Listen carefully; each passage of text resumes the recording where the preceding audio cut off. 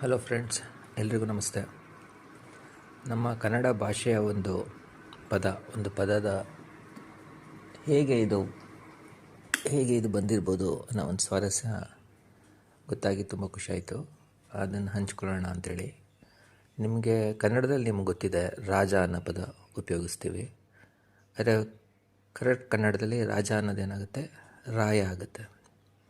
ಅದೇ ನಮ್ಮ ಕನ್ನಡದಲ್ಲಿ ರಾಜಾಗೆ ಅರಸ ಅನ್ನೋ ಪದ ಕೂಡ ಇದೆ. ಆದರೆ ಈ ಅರಸಾಗೆ ನಮಗೆ ಲಿಂಕ್ ಕೊಡೋಕ್ಕಾಗಲ್ಲ. ರಾಜ ಅನ್ನೋದು ಸಂಸ್ಕೃತದಿಂದ ಬಂತು. ಆದರೆ ಅರಸ ಅನ್ನೋದು ಹೇಗೆ ಬಂತು ಅನ್ನೋ ಪ್ರಶ್ನೆ ಬಂದಿರುತ್ತೆ ಸಾಮಾನ್ಯವಾಗಿ ತಿಳ್ಕೊಂಡ್ರು.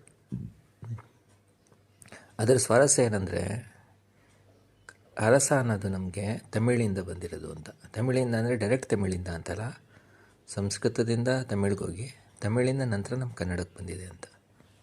ಹೇಗೆ ಅಂದರೆ, ಎಕ್ಸಾಕ್ಟ್ ತಮಿಳಲ್ಲಿ ಏನಾಗುತ್ತೆ, ಅರಸ ಕನ್ನಡದಲ್ಲಿದ್ದರೆ ತಮಿಳಲ್ಲಿ ಅರಸನ್ ಆಯಿತು.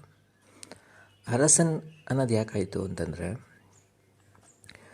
ತಮಿಳಲ್ಲಿ ಏನು ಅಭ್ಯಾಸ ಇದೆ ಅಂತಂದರೆ, ಡೈರೆಕ್ಟ್ ವ್ಯಂಜನಗಳಿದ್ದಾಗ ಅದಕ್ಕೆ ಮುಂಚೆ ಒಂದು ಸ್ವರನ ಸೇರಿಸಿ ಆ ಪದನ ಹೇಳುವಂಥದ್ದು ಅಭ್ಯಾಸ ಇದೆ. ಆ ಲೆಕ್ಕದಲ್ಲಿ ರಾಜ ಅನ್ನೋ ಪದ ಅರಸ ಅಂತಾಗುತ್ತೆ.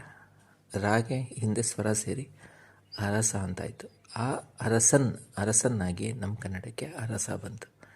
ಇದಕ್ಕೆ ಇನ್ನೊಂದು ಉದಾಹರಣೆ ಕೊಡೋದಾದರೆ, ಲೋಕ ಅನ್ನೋ ಪದ ಏನಿದೆ ನಮ್ಮ ಕನ್ನಡದಲ್ಲಿ, ಸಂಸ್ಕೃತದಲ್ಲೂ ಇದೆ ಅದು ಲೋಕ್ ಅಂತ ಹೇಳಿ. ಆ ಲೋಕ್ ಅನ್ನೋ ಪದ ತಮಿಳಲ್ಲಿ ಏನಾಗಿ ಬರುತ್ತೆ ಅಂದರೆ, ಉಲಗಂ ಅಥವಾ ಉಲಗ ಅಂತ ಬರುತ್ತೆ. ಉಲಗ ನಾಯಕನ್ ಅಂತೆಲ್ಲ ಉಪಯೋಗಿಸ್ತಾರೆ. ಸೊ ಅಲ್ಲೂ ಕೂಡ ಲಾಗು ಹಿಂದೆ ಉ ಸ್ವರ ಆ್ಯಡ್ ಆಗಿ ಬಳಕೆಯಾಗಿದೆ. ಇದು ನಾವು ಅಂದರೆ ತಮಿಳಿಂದ ಸಂಸ್ಕೃತ ಪದಗಳು ಕನ್ನಡಕ್ಕೆ ಆಮದಾಗಿರೋ ರೀತಿ ತಿಳ್ಕೊಂಡ್ರೆ ಸುಮಾರು ತಮಿಳ್ ಪದಗಳು ನಮಗೆ ಹೇಗೆ ಬಂದಿರ್ಬೋದು ಅನ್ನೋದು ಐಡಿಯಾ ನಿಜವಾಗ್ಲೂ ಬರುತ್ತೆ. ಈ ಥರ ಹೆಚ್ಚಿನ ವಿಚಾರ ನಾನು ತಿಳ್ಕೊಂಡಿರೋದು ಸುಚಿತ್ರಾ ಇದರಲ್ಲಿ ಫಿಲ್ಮ್ ಸೊಸೈಟಿ ಬ್ಯಾಂಗ್ಳೂರಲ್ಲಿ KS ಮಧುಸೂದನ್ ಅವರು ನಡೆಸಿರೋ ಆಳಗನ್ನಡ ತರಗತಿಗಳಿಂದ ನಾನು ತಿಳ್ಕೊಂಡಿರೋದು. Thank you.